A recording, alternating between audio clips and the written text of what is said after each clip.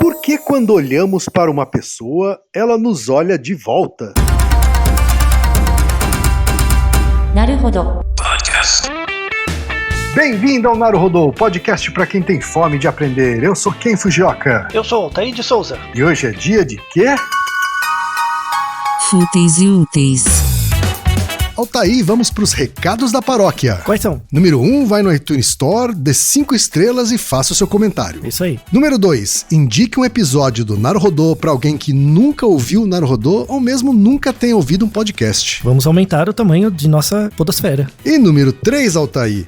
O número 3 é sobre ajudar a manter o Naruhodo no ar, Altair. Isso aí. E para contribuir, basta usar o aplicativo PicPay e assinar o apoio mensal de R$15. São 2 Coca Zero, querido ouvinte, uma para o Altair e uma para mim. E como assinante, além da nossa gratidão, você terá 3 coisas. 1, você terá acesso ao grupo secreto no Telegram, ou seja, assinante pode conversar com a gente e com a comunidade de ouvintes assinantes. 2, você terá vantagens especiais. Por exemplo, assinante recebe os episódios no grupo secreto do Telegram antes de todo mundo. E 3, você receberá conteúdos exclusivos. Por exemplo, assinante recebe episódios que só são distribuídos no grupo secreto do Telegram. Então é isso, baixe o aplicativo PicPay e assine o apoio mensal. Com o PicPay você ainda vai poder pagar boleto, transferir dinheiro entre amigos, recarregar celular, sacar o saldo em qualquer banco 24 horas sem taxa. E olha só, no primeiro mês de apoio ao Naruhodo, você ainda tem um cashback de R$10. Isso mesmo, você assina e recebe R$10 de volta. Tá? Agradecemos desde já e participem, por favor. É isso aí. E tem podcast novo da família B9 no ar. E você tem que ouvir. Especialmente você, homem. Ouça o recado da Juliana Valauer. Era uma vez, em um reino menos distante do que a gente imagina, uma história mais comum do que a gente gostaria. Um lado aterrador desse confinamento é que aumentaram os casos de violência doméstica. Só no Paraná, o aumento foi de 20% e no Rio de Janeiro, 50%. Não é só na quarentena. Infelizmente, manchetes como essas ainda estampam os jornais quase todos os dias. Mais de 500 mulheres são agredidas por hora no Brasil. Na luta para combater a violência contra a mulher, o Mamilos, com apoio da Natura, lança agora a minissérie Era uma Vez. Em 5 capítulos, juntas e juntos, a gente vai refletir sobre como trilhar caminhos para escapar desse triste conto da violência doméstica, que quase nunca é acompanhado de um felizes para sempre. Todos os episódios da minissérie Era uma Vez já estão disponíveis para download no feed do Mamilos, no seu agregador de podcast favorito. Escute agora. E chegamos ao momento Alura, Altair. E você, ouvinte, já sabe, a Alura é a maior plataforma de cursos online do Brasil. Mas a Alura não é só uma plataforma, ela é uma instituição de ensino. Ou seja, ela garante a qualidade dos cursos que são produzidos por ela mesma. Não é um simples repositório de cursos sem curadoria. E funciona de um jeito muito simples. Você tem acesso a mais de 1000 cursos de tecnologia e negócios digitais com uma única assinatura. É isso mesmo, uma só assinatura e você acessa absolutamente tudo. E agora a vantagem. Ouvinte Naruhodo tem desconto de R$100. Mas para ter esse desconto, precisa acessar a seguinte URL. Anota aí. alura.com.br/promoção/Naruhodo. Repetindo, alura.com.br/promoção/Naruhodo. Assine a Alura hoje mesmo e faça a diferença na sua carreira.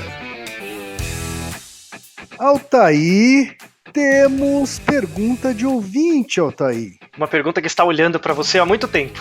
Olha só, a pergunta, Altair, veio do Lucas Tomás, que tem 18 aninhos. Na verdade tem 19 agora, Altair. Acabou de fazer 19. Verdade. E ele diz o seguinte: Olá, quem é Altair? Donos de todo o conhecimento universal. Olha só, já começou mentindo, hein, Altair? Pois é, que pretensão, né? E aí ele continua, tenho uma dúvida há muito tempo, mas eu nunca consegui encontrar a resposta, talvez porque não exista. E acabei desistindo até ela voltar e me ocorrer com mais força que o normal, me deixando inconformado ao ponto de mandá-la aos produtores do melhor podcast do Brasil. Olha só, não foi pra gente que ele mandou então, Altair? Pois é, acho que as outras pessoas não responderam. Então ele mandou pra gente também, né? Isso. Ele falou que tá com a esperança de voltar a dormir em paz. Nossa, que pergunta difícil, né, pra ele? Olha só. Porque existem alguns momentos em que, enquanto olhamos para algum desconhecido ao acaso, essa pessoa, do nada, como se uma força externa agisse sobre ela, volta o olhar para nós. Achei que isso acontecesse só comigo, talvez por ser azarado ou coisa do tipo, mas a dúvida voltou quando eu estava num evento e olhando para uma pessoa por acaso, como mágica, ela olhou nos meus olhos. Detalhe, essa pessoa estava lendo.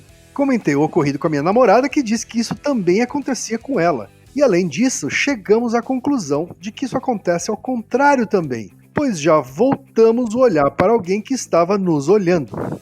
Imagino que isso seja algum tipo de defesa desenvolvida pelo nosso corpo, mas debati até bizarrices esotéricas que funcionam na cabeça de algumas pessoas como um segredo. Com minha namorada, só por diversão na tentativa de sanar minha dúvida, mas como se percebe, não funcionou. Então é com vocês. É isso aí. Altair, o que a ciência pode dizer sobre a dúvida que está tirando o sono do Lucas, Altair? Então, a ciência tem várias coisas para dizer sobre isso, mas antes, já aconteceu isso com você, Ken? Parece que é um fenômeno muito comum, né? Já aconteceu comigo. De você estar olhando para alguém. Eu não acho uma coisa tão de tirar o sono assim, igual é pro Lucas. Cabem as hipóteses e passam longe do esoterismo, mas sim, já aconteceu comigo. Você lembra de algum exemplo assim que ficou na sua memória? Porque parece que gerou um momento muito mágico, assim. Eu acho que acaba ficando na nossa memória justamente porque é marcante, né? Isso. E tem a ver, por exemplo, com, sei lá, momentos em que você estava paquerando alguém e a pessoa corresponde, né? E olha de volta. E aí você acaba se lembrando, né?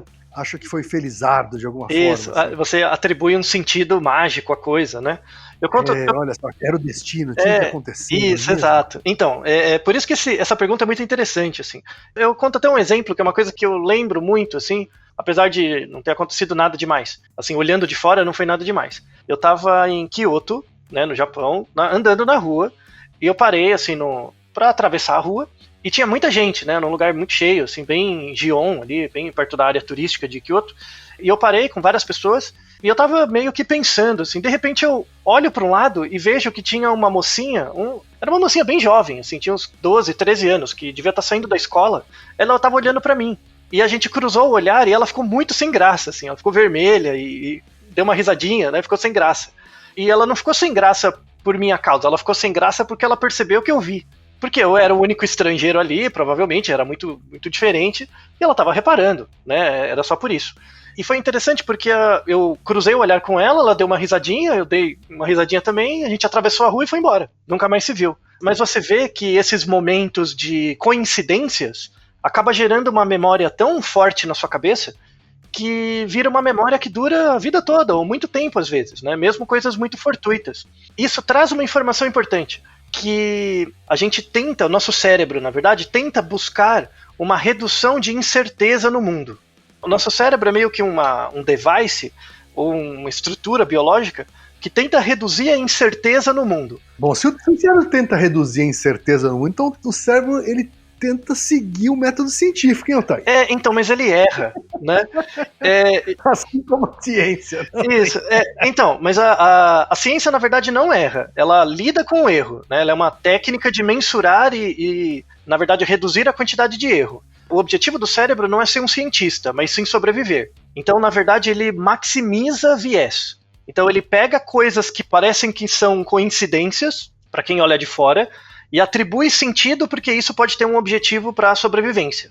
Então, o nosso cérebro ele não é muito científico no sentido de usar o método científico, mas ele tenta buscar padrões e criar sentido a partir desses padrões. Por isso que a resposta ao nosso ouvinte... Começa de criar sentido é que começa a criar sentidos sem fundamento. Isso, exato. E na verdade a resposta a essa pergunta vai ter duas partes. A primeira parte é explicar a causa material mesmo, né, do porquê que a gente olha para alguma coisa. Assim, a gente está olhando para alguém, a pessoa olha de volta, parece que ela não está prestando atenção, mas ela está. Mesmo que ela não perceba que está prestando atenção, ela está prestando. Então, primeiro eu vou explicar essa parte do olho mesmo, como o olho funciona e tal. E a segunda parte é explicar essa questão do segredo que ele comenta, da aleatoriedade, do sentido da vida, de que era para ser, sabe? Alguma coisa assim. O destino. O destino, isso. E aí a gente vai falar sobre as definições de aleatoriedade. Então, primeiro respondendo a primeira parte, né? Por que uma pessoa olha de volta? Partindo do pressuposto de que não é o segredo, isso aí não explica nada, não é nada mágico e nada disso. Não é porque o Pitelzinho tá olhando para mim porque gosta de mim, não é nada disso. A questão é assim, isso tem a ver com a nossa capacidade atencional. Então, uma coisa é você prestar atenção de fato, outra coisa é você perceber que está prestando atenção. Então você tem a atenção, que a gente chama de atenção sustentada, e você tem a atenção consciente, que é aquilo, eu estou prestando atenção no livro, eu estou prestando atenção numa certa coisa. Então você tem um nível de atenção que é focado, que é consciente, e você tem um nível de atenção basal. Então o seu corpo, vamos falar do olho especificamente, o seu olho está coletando informação o tempo todo. Em alguns momentos, quando essa informação é relevante, ela vai, entre aspas, para o consciente. Ela se torna algo perceptual. Então o seu olho está sempre sentindo muita coisa, mas em alguns momentos ele percebe. E aí vale a pena falar da estrutura do olho, né? Então o nosso olho, ele é uma bolinha, né? E essa bolinha mexe. Então imagina você olhando para um ponto fixo bem na frente do seu rosto. Você faz uma bolinha na parede e você olha essa parede. Obviamente você consegue notar que você tem uma visão periférica. Tem coisas que você não está olhando diretamente, mas seu olho registra, porque está no limite do seu campo visual. Então, por exemplo, às vezes você está sentado no metrô e de repente uma pessoa quase atrás de você, assim, do lado, mas bem atrás, senta e você consegue perceber que ela sentou.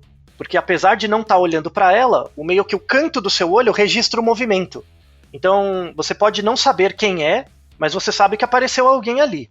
Então, o nosso campo visual, né, a gente deixa uma referência sobre isso, mas é bem clássico da oftalmologia.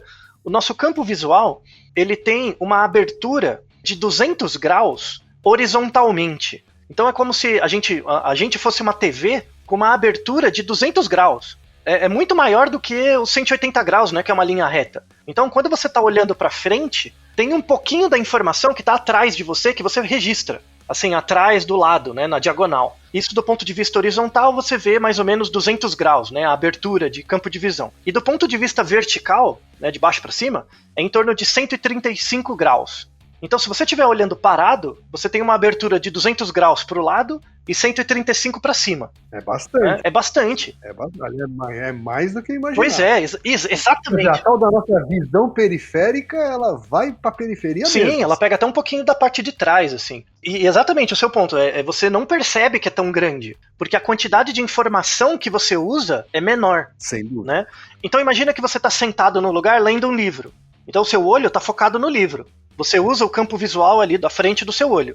Mas existe um certo movimento, assim, na periferia, que está acontecendo, que é um movimento de alguém olhando para você. Quando esse movimento passa de um certo limiar perceptual, a informação vai para o cérebro e avisa. Fala, presta atenção. E aí você desvia o olhar. Então, uma coisa é você achar que o outro não está olhando para você, outra coisa é o outro tá olhando um pouquinho. Ele está olhando com o limite do olho, né? Com o limite do campo visual. Então, a gente tem os cones e os bastonetes no olho, né? Os cones são responsáveis pela visão de cores e tal, e outras funções. Os bastonetes são relacionados principalmente, são células do olho, que são relacionados com contraste e movimento.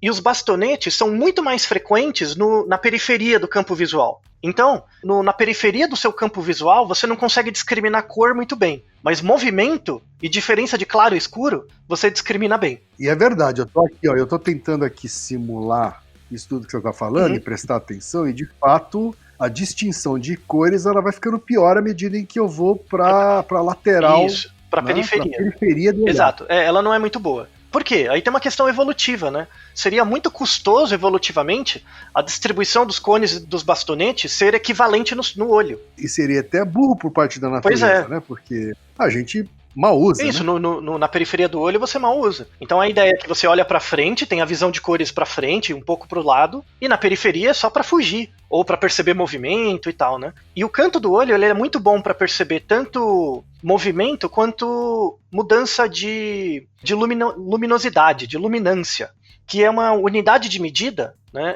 Essa unidade de medida é chamada candela. A candela é o que mede a diferença de luminância. Então, por exemplo, você está num dia ensolarado e de repente uma nuvem passa na frente do sol e você está vendo uma árvore. E aí, o que acontece? A árvore vai ficar mais escura, porque a quantidade de luminosidade que chega nela e vai para você é menor, porque a nuvem está passando. E aí você percebe essa diferença de luminosidade por conta dos bastonetes do seu olho, e a unidade de medida que mede isso é a candela. Só para você ter uma ideia do quão sensíveis são os nossos bastonetes, a sensibilidade à luminosidade que o nosso bastonete do olho, em média, registra é uma diferença de 1 milionésimo de candela por metro quadrado. Eu não sei nem dimensionar Então, isso. imagina, por exemplo, pega uma lâmpada e coloca um dimmer. Então você sabe que você girando a lâmpada vai mudando a luminosidade, né, dessa lâmpada. Se o dimmer é uma coisa contínua, o que a gente consegue discriminar de luminosidade pelo limite do nosso olho é como se você pegasse esse dimmer e dividisse em 1 milhão de partes e você consegue ver a diferença de uma para outra, de uma unidade para outra. Então é muito pouquinho. E essa sensibilidade maior dos receptores é muito maior no limite do campo visual do que para frente. Os nossos bastonetes, então, eles têm uma capacidade de percepção de contraste e de luminância muito grande. Então, de novo, você está sentado num lugar lendo um livro ou prestando atenção numa coisa, de repente uma informaçãozinha no canto do seu olho começa a luminosidade começa a mudar e tal. Quando é pequena essa variação, o seu cérebro coleta a informação, mas não manda para o córtex frontal, né? A informação ainda não é muito forte. Quando essa informação começa a ficar persistente, ou seja, o sinal ele permanece lá por algum tempo, ou ele começa a ficar mais forte, aí o cérebro manda o sinal, e aí você vira o olhar. E aí o seu olho, ele tem um sistema das células do olho de registrar a luminância, mas ele tem também outros sistemas de movimento do olho. Um deles é chamado microsacada. Então o que é uma sacada? Normalmente você não repara, mas quando tem um terceiro olhando para você, o seu olho ele está mexendo o tempo todo. Mesmo que você fazendo uma tarefa, o seu olho está o tempo inteiro mexendo de um lado para o outro. Muitas vezes ele mexe só um pouquinho. Essa microsacada, né, esse movimento involuntário do olho, né, que é um movimento padrão do olho, ajuda a você perceber contraste mais fácil. Então, quando eu coloco um alvo, por exemplo, uma câmera fixa, essa câmera ela mantém a luminosidade, a percepção de luminosidade constante. Se eu pegar essa câmera e começar a mexer ela um pouquinho, de forma rítmica, a percepção da variabilidade de luminância da câmera é maior. Então, assim, quando eu quero fazer uma filmagem, eu não quero alterar a luminância, eu quero que ela fique constante. Mas se eu sou um organismo que tem essa câmera, eu quero perceber a variabilidade. Então, o meu olho se movimenta de forma... A variabilidade de movimentação da luminância tem que ser maior. Mas esse movimento involuntário que o olho faz... em direção a esse micromovimento que está acontecendo aí ao seu redor. Ele chega a tirar a concentração da atividade principal que você está executando? Não. Então, é como se você tivesse o seu foco atencional consciente, mas o olho e o cérebro tá sempre em alerta. Tá sempre ali do lado tentando ver alguma outra coisa. O nosso olho... É uma coisa evolutiva, isso? Exatamente. Da gente sobrevivência mesmo? Exatamente. Assim? E esse padrão de microsacadas é diferente entre diferentes espécies. Então, se você pegar, por exemplo, um leão... eu ia perguntar justamente dos felinos. Sim. Os felinos, eu tenho a sensação de que tem uma hipersensibilidade no entorno. Sim, assim, né? Mas ele tem uma hipersensibilidade para movimento, mas menos para contraste. Tá? Porque o contraste é mais importante pro predado, né? Que é ver aquele movimento rápido, aquela mudança, aquela sombra e correr, né? Pro predador é melhor ver movimento mesmo, né? Tentar prever movimento e tal. Então o nosso olho ele é muito mais próximo de um organismo que é facilmente predável do que de um predador, tá? Porque a gente é muito fraco fisicamente, né? Então a gente tem que se proteger de outros organismos e às vezes dos nossos pares. Então é muito interessante, essas microsacadas, também chamado de tremor ocular. É um tremor involuntário bem pequenininho, assim, que aumenta a percepção. Quase imperceptível a olho nu, né, eu diria. É bem pouquinho, é bem pouco perceptível a olho nu. Você tem que ficar muito tempo prestando atenção, assim, Quando é perceptível ao olho nu, já é um sinal de problema ocular, ou problema neurológico e tal. É bem pouquinho. Então a gente consegue explicar agora, do ponto de vista de causa material e formal, por que uma pessoa olha pra gente quando a gente está olhando para ela. É porque ela tá com a capacidade atencional numa tarefa, mas ela tem uma certa capacidade limítrofe, assim, né, de atividade também ali de vigilância. E quando você tá muito tempo olhando para ela, ela olha para você. Pode acontecer. Então lembra muito a relação de um predador e uma presa. Nesse sentido, dá para explicar que a gente tem total capacidade material e formal de reagir a esses eventos externos, né, o que é muito útil. Só o fato de você saber que você tem 200 graus de abertura de campo visual já te dá um palpite, né, que você não olha só o que tem para frente. Mas aí entra a questão das explicações que a gente dá. Então, o fato de você dizer que, assim, uma pessoa olhou para mim porque era para ser, né, porque era sei lá, ela gosta de mim mesma, eu gosto dela, era para ser desse jeito, mostra... Uma transmissão de energia? Isso, era o segredo, era a intenção, o poder do amor, sabe, alguma coisa assim. Isso aí mostra que, na verdade, como a gente não conhece o nosso corpo, né, a gente tem muita dificuldade de encontrar explicações materiais, né, porque a gente não aprende sobre o nosso corpo direito na escola, a gente aprende biologia para passar no vestibular e não para saber, para entender a nossa vida, né? A gente prefere utilizar explicações externas. Então, esse fenômeno de uma pessoa olhar para mim quando eu olho para ela, tem uma causa puramente biológica mesmo, tem uma causa explicável, você consegue fazer testes, vamos deixar na descrição experimentos em que isso é testado e acontece. Quando a pessoa está num certo ponto do seu campo visual, você tem uma tendência a fazer micro sacadas para aquele lado, então o seu cérebro está meio que esperando, está registrando a sua presença, e depois, quando a presença é muito grande, você vira o olhar, né, volta a atenção, tá? Vamos deixar descrições de experimentos que fazem isso, é algo bem clássico já, só que como eu não conheço, né, esse mecanismo, eu prefiro atribuir uma causa externa. Então é um outro que gera esse efeito. E quem é esse outro? É o amor, é as energias cósmicas, sei lá, é o segredo, é a lei da ação e reação, esse tipo de coisa, tá? Uhum. Então isso mostra um viés que a gente tem de atribuir intencionalidade para coisas que a gente não consegue explicar. E isso é muito comum, é um viés muito comum que a gente tem. E aí volta no ponto inicial do programa, que é por que o nosso cérebro não é um bom cientista. Nosso cérebro não é um bom cientista porque o objetivo do cérebro não é entender a realidade, é sobreviver. Então, para o cérebro é muito melhor eu entender um padrão com base num tamanho de amostra pequeno, com base em poucas observações, eu criar uma regra e utilizar essa regra sempre, de forma estereotipada, para reduzir minha incerteza e aumentar minha chance de sobrevivência, do que tentar ser um cientista que vai tentar entender a realidade como ela é. Porque tentar buscar uma resposta precisa, testável, mas que não vai te ajudar a sobreviver. Isso, porque assim, vai te ajudar...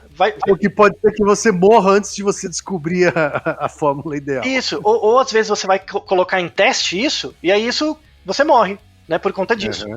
Então é muito melhor você fugir primeiro e depois se perguntar, por que aconteceu isso? Uhum. Isso tem uma relação com vários eventos sociais, assim, vários comportamentos que as pessoas têm. Que outro comportamento pode ser um paralelo a esse no que diz respeito ao viés? Por exemplo, atribuir soluções mágicas para as coisas. Então, eu tô numa situação, sei lá, a gente pode até usar um exemplo atual, né?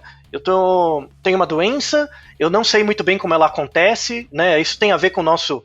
Porque aí a importância do método científico, né? O método científico, ele não é algo biológico, ele é uma produção cultural. Tá?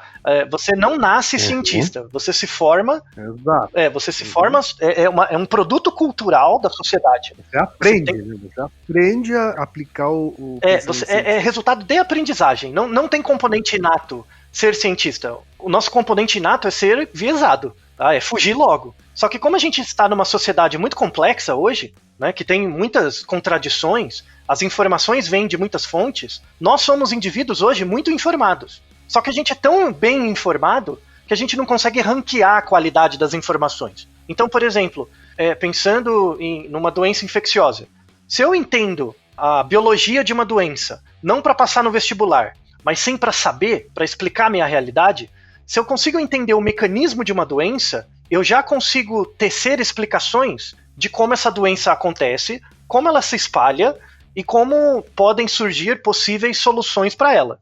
Né, curas ou tratamentos. Como normalmente eu sou formado para trabalhar e não para saber, é muito melhor ouvir, entre aspas, um profissional, aquele que se diz cientista, que traz uma solução mágica, vamos tomar esse remédio que vai curar. Existem estudos científicos que mostram que esse remédio funciona. E eu, como pessoa leiga, eu não sei avaliar a diferença de um estudo científico e um não científico. Eu não sei avaliar, mesmo que o estudo seja publicado, a qualidade do estudo. Eu não tenho como avaliar isso. Eu fico muito indefeso. E aí é muito mais fácil comprar a mensagem como sendo algo definitivo. Então, tal pessoa está dizendo, logo, é verdade. Isso mostra que a falta da compreensão do que é ciência, né, faz com que as pessoas tomem decisões extremamente desadaptativas. E aí, elas mesmo, hoje em dia, se colocam em risco e colocam outras pessoas em risco. E aí, para começar a fechar esse episódio, que é uma coisa muito importante, assim, do ponto de vista científico, mais para frente a gente faz um outro episódio tentando descrever o que é aleatoriedade. As pessoas têm um viés, eu vou cantar uma pedra aqui, as pessoas têm um viés, está errado, tá? Não tem nem discussão, está claramente errado. Se alguém quiser saber mais sobre isso, manda um e-mail que a gente usa a informação, tá? A gente utiliza isso para fazer um episódio. As pessoas têm um viés de achar que coisas bagunçadas são mais aleatórias do que coisas arrumadas. Se eu olho um monte de coisa bagunçada, ou um sistema que eu não consigo prever nada, eu acho que isso é muito mais aleatório do que um sistema organizado. Então, quando eu estou num evento com um monte de gente passando e tal, e eu tô ali lendo o meu livro, e o meu olhar é captado para olhar alguém que tá olhando para mim, eu acho que isso é algo aleatório. Ah, era para ser, né? Como é algo aleatório, olha, qualquer pessoa podia estar olhando para mim. Olha quantas pessoas estão olhando para mim e eu não estou olhando para ela. Porque só o meu olhar se desviou para aquela pessoa. Como eu não consigo explicar esse processo, que agora vocês têm elementos para explicar do ponto de vista do olho, por exemplo, como eu não consigo explicar, é melhor atribuir a uma entidade externa. Falar, é o amor, é o segredo, era pra ser, não tinha como não ser, é o destino. Então, isso vem muito do nosso viés psicológico, de achar que coisas bagunçadas são aleatórias e coisas organizadas não são. E isso tem a ver muito na nossa sociedade, que é uma sociedade mais complexa, que é baseada na informação, né? Hoje, a nossa sociedade não é uma sociedade de produtos só, não é uma sociedade de serviços só, é uma sociedade de informação. A informação hoje condiciona a decisão política, condiciona uma série de produtos sociais. E aí, nesse sentido, é importante que aí, para fechar o episódio, é importante deixar para as pessoas 3 conceitos, que é a diferença entre ciência, tecnologia e educação. As pessoas colocam isso como sendo meio, tá tudo numa mesma caixa. Então, educação é tecnologia e é ciência, tá tudo junto. Não é verdade, tá? Isso está completamente errado.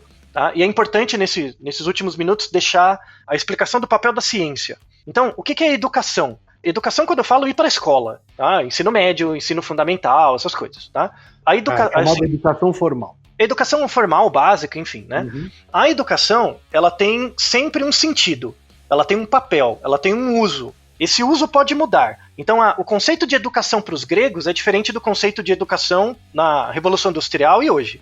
A educação é um sistema de práticas, procedimentos com o objetivo de desenvolver competências. Então, você tem que aprender primeiro a somar para depois dividir. Por quê? Tem um sistema de regras ali, porque é mais eficiente eu ensinar você a somar primeiro para depois saber multiplicar e dividir, né? Isso vai dar um ganho de eficácia na aprendizagem maior, mas o objetivo último não é você aprender a somar e multiplicar. O objetivo último é desenvolver uma competência que você vai usar no futuro como cidadão. E nossa sociedade é uma sociedade voltada para o trabalho. Então, o objetivo último da educação, do jeito que ela é feita hoje, é para gerar operário. É para desenvolver competências para as pessoas terem um ofício. Gerar força de trabalho. Força de trabalho para movimentar a mola social, econômica, e é isso aí. Então, o objetivo da educação é esse. Educação não é ciência. Educação é esse sistema. Ela pode desenvolver ciência? Pode, mas não é a obrigação principal. O que é tecnologia? Tecnologia não é ciência. Tanto é que você tem o Ministério de Ciência e Tecnologia, porque se fosse a mesma coisa, dava um nome só. São coisas diferentes. Então, a tecnologia não é ciência. A tecnologia é o resultado dos produtos da ciência. Então, a ciência, ela é um ente que eu não enxergo. O que eu enxergo são os resultados dele, tá? Da ciência. Que é o celular, que é a TV, que é a geladeira, que é a internet, que é esse podcast. Para fazer esse podcast, por exemplo, a gente usa vários resultados tecnológicos do uso do método científico, mas isso não é ciência, tá? Então tem um monte de gente que fala errado, né, falando assim, que graças à ciência temos remédios. né? Isso é verdade. Graças à ciência temos remédios, mas o remédio não é a ciência. Tanto é que as pessoas usam remédios para coisas diferentes. Vê o desenvolvimento da medicina, da farmacologia, por exemplo, né? Muitos remédios foram criados meio por acaso, assim, descobertos, né? Meio por acaso. Tem um Naruhodo que a gente fala isso, que é sobre o açúcar, sobre adoçante, né? Se adoçantes fazem mal, que a gente mostra que boa parte dos adoçantes foram criados por acaso na indústria química. O cara tava misturando umas coisas lá, aí de repente botou na boca, não morreu, e viu que era muito doce, e aí depois fez o teste, né? E aí lançou o aspartame, vários tipos de adoçante. Então tem um componente da tecnologia que é o acaso, que é a coincidência e por aí vai. Então tecnologia não é educação. Eu posso utilizar métodos educacionais para te ensinar tecnologia, como usar um computador, como usar o celular, porque isso te desenvolve competências para o mercado de trabalho. E finalmente, o que é ciência?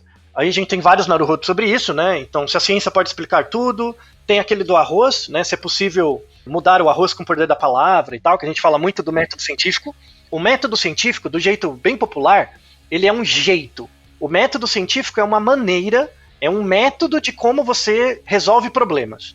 E como você, na verdade, testa hipóteses. Isso é o método científico. O método científico é uma epistemologia. É um jeito que você desenvolve, que é um produto cultural, social, é um jeito que você tem para reduzir a sua incerteza frente à realidade. Quando eu aprendo história, geografia, matemática na escola, eu não aprendo para reduzir minha incerteza, eu aprendo para saber. Eu aprendo matemática para saber, porque isso vai, se eu sei isso, isso vai garantir que eu passe no vestibular, que eu entre na universidade, que eu tenha um emprego. Quando você é educado do ponto de vista formal, você na verdade está caindo um pouco num engodo de achar que você está buscando a verdade.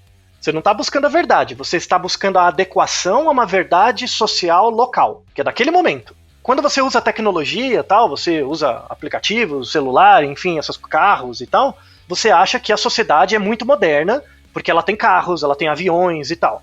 Apesar da sua vida estar muito mais fácil do que a vida dos seus avós, não quer dizer que a sua vida está caminhando para algo que seria o ideal. E aí a gente cai naquela falácia que as pessoas têm, que é confundir progresso com evolução. As coisas estão progredindo, não quer dizer que elas estão evoluindo, porque a evolução tem um fim, tem um objetivo esperado, não a seleção natural, tá? O uso coloquial da evolução. Evolução como uma meta é o objetivo de várias ideologias políticas históricas. Então a ideia é fazer você acreditar que o fim último tem que ser aquele. E aí você é educado para isso. Então você é educado para ser uma pessoa que vai se tornar um advogado, um médico, um engenheiro, um publicitário, e vai ter seu papel social e vai ser feliz. Isso é totalmente criado. É uma relação entre a tecnologia e a educação. A ciência é algo que transcende isso. A ciência parte do pressuposto que você não sabe nada, mas você quer, ao invés de fugir de um predador, ou ao invés de viver sua vida em função do medo, de evitar coisas, eu não vou ter emprego, então eu tenho que fazer tal curso. Eu não vou ter com quem conversar, então eu preciso fazer tais coisas. E isso é uma vida regida pelo medo, né? Pela insegurança, pela dificuldade, pela busca de sentido. O método científico não é algo que te dá sentido. O método científico ele é feito por pessoas que buscam, numa sociedade mais estável, com menos violência, buscam entender o que são as coisas, como as coisas são. Eu parto do pressuposto de que eu sei que a natureza não foi feita para mim, a natureza existe, e eu caí aqui nesse mundo doido, com um monte de regras. Esse mundo, eu nasço aqui, vou morrer, o mundo vai continuar, e eu quero, durante minha trajetória aqui, entender como as coisas funcionam, como as coisas são como são. E aí o método científico é um método de aprendizagem, um jeito de aprender com a experiência e com os dados, para reduzir sua incerteza no sentido de entender a realidade. Mas se é para reduzir incerteza, então parte-se sempre de uma hipótese, certo? Isso, e parte-se sempre do fato de que você está errado. Né? Eu estou errado, minha hipótese não é a verdade, mas ela reduz minha incerteza no sentido de entender a realidade. Se eu encontrar mais dados, eu posso refutar a minha hipótese ou melhorar ela. Então eu nunca estou certo, mas a ideia é estar sempre menos errado. Você comentou sobre bagunça estar mais associada à aleatoriedade do que ao organizado. Isso. Me dá um exemplo de coisa que é organizada, mas que ela é aleatória mesmo assim. Nossa sociedade. Por exemplo, a sociedade capitalista atual, por exemplo, ela é uma sociedade, muita gente percebe, acha, né, que a sociedade do jeito que ela é hoje, ela é a melhor que poderia ter sido. Não é verdade, você não sabe. Né? Não é verdade. Ela é uma sociedade previsível. Quando você estuda história, quando você estuda antropologia, você vê que, dentre os vários cenários possíveis no futuro, esse é um dos cenários possíveis. Então, quando eu olho a história hoje, eu olho para frente e tem vários cenários possíveis. Né? Na verdade, o cenário futuro não é aleatório. Ele está dentro de um espaço de probabilidade. Não pode ser uma quantidade infinita de coisas. É uma quantidade definida. Eu só não sei exatamente qual vai ser. Quanto mais próximo eu vou chegando do presente, vai reduzindo a incerteza do meu fenômeno em nome de uma possibilidade. Né? Esse é o papel do historiador. Você está querendo dizer que a nossa sociedade capitalista, que aparentemente é bastante organizada e sistematizada, ela, na verdade, ela tem muito de aleatório. Ela surgiu, assim, a rigor, por acaso. Mas o gerador que gerou ela não é necessariamente aleatório. Por isso que eu vou deixar essa discussão entre o gerador de aleatoriedade e o evento aleatório, que é uma diferença crucial, mas isso vai ficar para outro episódio. Tá? Okay. Eu quero deixar isso de propósito em aberto para trazer a formiguinha, sabe? A coceirinha nas pessoas. É que você falou sobre o bagunçado ser aleatório, e então eu fiquei curioso de entender como é que o organizado pode ser aleatório. Tem várias situações em que coisas muito organizadas são completamente aleatórias. Um exemplo, só para não deixar tão vazio. Eu pego uma moeda e eu jogo a moeda 10 vezes e cai 10 caras. Né? O que você vai pensar? Que a moeda tá viciada, né? Caiu 10 vezes cara. Mas uma moeda honesta pode produzir 10 caras com uma certa probabilidade baixa, mas é possível. Né? E você deu sorte ou azar de encontrar essa sequência. Então uma sequência dos dados de uma moeda honesta em que sai 10 caras é totalmente possível, né? É aleatório. Desde que eu saiba que o produtor dela é um produtor aleatório. Se eu sei que a moeda é honesta, aí ela produz dados aleatórios. Se eu não conheço nada do produtor, é muito difícil saber se a sequência que eu estou olhando é aleatória. Isso é só para deixar como um fechamento para não ficar muito no vazio.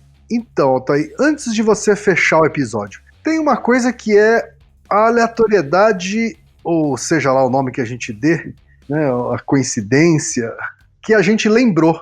Né, assim, eu olhei para a pessoa olhou para mim, e porque a pessoa olhou para mim, eu achei que generalizei isso. Né, achei que toda vez que eu olho para uma pessoa, a pessoa olha para mim.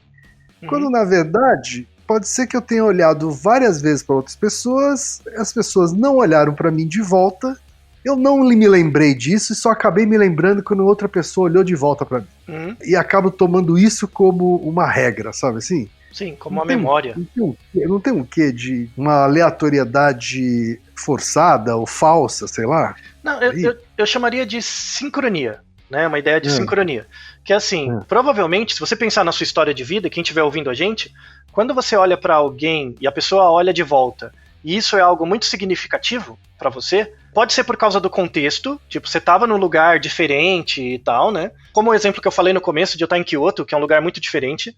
Então, essa memória que ficou na minha cabeça não é por causa da moça, é por causa dessa relação que se criou ali, levou 2 segundos. Esse contexto, né? Isso, o contexto. Então, às vezes é pelo contexto, às vezes é porque você gostou da pessoa mesmo. Por exemplo, eu gosto de alguém, aí eu estou olhando a pessoa. Então aí já parte uma falta de aleatoriedade, né? Uma intencionalidade minha. Eu estou olhando a pessoa. Quando a pessoa olha de volta e surge um interesse, né, mesmo que inicial, já se cria um sentido que gera uma memória. Né? O seu cérebro não serve só para fugir de eventos aversivos. Ele serve para registrar momentos positivos também. Né? E aí por isso que aquela vez que ele olhou para mim, meus olhos brilharam. Sabe? Na verdade é o seu cérebro guardando no hipocampo uma informação relevante. Muita gente deve estar pensando isso, mas você é alguém desalmado, onde que mora o amor? Onde que mora os sentimentos, né? Você fica explicando essas coisas, tirando a emoção das pessoas, a né? Poesia da vida. Isso, mas a poesia está exatamente nesses fenômenos. A partir do momento que você percebe que uma pessoa te olhou de volta, e você percebeu, e você olhou para ela, porque, na verdade, o seu campo visual é de 200 graus, o seu olho tem essa questão da percepção e tal, você percebe que não é uma força externa que controlou vocês dois, né, as duas pessoas. Se você olhar para essa pessoa e você sabe que é algo que o seu olho está registrando, mas você só não percebe, mas quando você olha para a pessoa, você vê que parece uma pessoa legal e te dá interesse de conversar mais com essa pessoa, você tira de algo externo, que é o destino, que é a realidade, que é o segredo, e traz para você. Você ganha autonomia. Você olha, nossa, essa pessoa olhou para mim.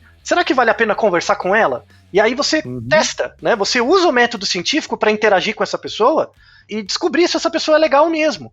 Ao invés de estar num relacionamento de bosta, que muita gente deve ter, e atribuir isso ao destino, né?